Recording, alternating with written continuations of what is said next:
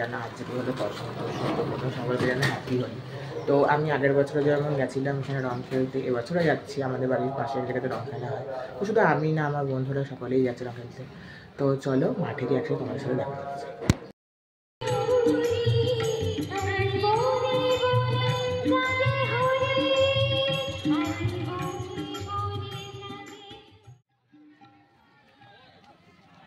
তো আমি এখন বাড়ি থেকে মাঠে চলে এসেছি। আর বসন্ত হিসাবের গেটটা খুব সুন্দর সাজিয়েছে, তো গেট দিয়ে এখন আমি প্রবেশ করে নিচ্ছি। তো মাঠের এক সাইডে চলছে এখানে এখন সাংস্কৃতিক প্রোগ্রাম, তো শেষে আরও অনেক অনেক প্রোগ্রাম আছে। এখানে সুন্দর করে একটা আই লাভ সোমরাও বানানো হয়েছে। কিছুর মধ্যে আমার বান্ধবী চলে এসে আমাকে একবার সবুজ রঙে আঁকি দিল, আর ওইগুলো ছিল আমার বন্ধু। তো এদিকে একটা ছোট্ট বাচ্চা মেয়ে এখন নাচের করছে। তো এখানে আমি মিউজিকটা দিতে পারছি না কপিরাইটের জন্য, কিন্তু মেয়েটা সত্যি খুব সুন্দর নাচছিল। তো কিছুক্ষণ এখানে আমি নাচ টাচ দেখছিলাম আমরা প্রোগ্রাম।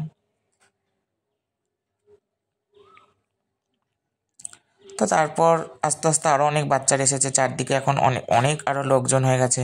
তো মাঠে প্রচণ্ড রোদ থাকার কারণে সবাই একটু করে রং খেলছে, আর ওই টেন্টের তলায় গিয়ে দাঁড়িয়ে পড়ছে।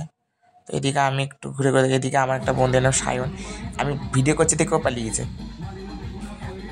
আর তারপরে এইদিকে সেই যে যে ডিজে যে প্রোগ্রামের কথা ছিল, তো সেটা এদিকে এখন শুরু হয়ে গেছে।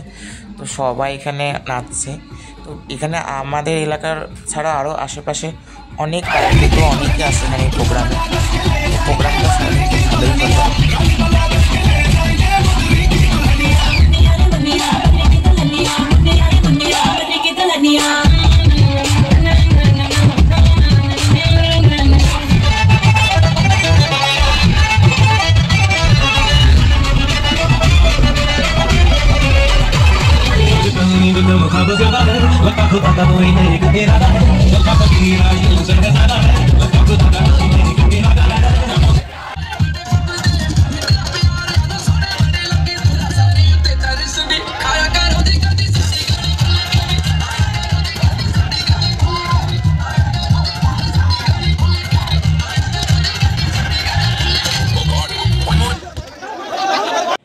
তো মাঠে প্রোগ্রাম দেখা দেখে আমরা এখন একটু ঘুরতে বেরিয়ে পড়েছি।